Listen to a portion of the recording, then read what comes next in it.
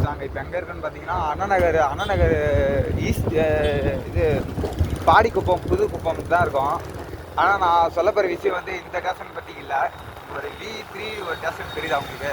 இந்த ஸ்டேஷன் பற்றி உங்களுக்கு பேச போகிறதில்ல. அப்படியே பேக் சைடு பார்த்தீங்கன்னா உங்களுக்கு V5 போலீஸ் ஸ்டேஷன் இருக்கும். சென்னையில் ரொம்ப ரொம்ப ரொம்ப ஒஸ்ட்டான போலீஸ் ஸ்டேஷன் அதான் கைஸ். இது அவங்களோட ஒர்க் ப்ரெஷர்லாம் தூக்கி போய் ரோட்டில் நடந்து போயிட்டு இருக்கவங்க மேலே காட்டுவாங்க.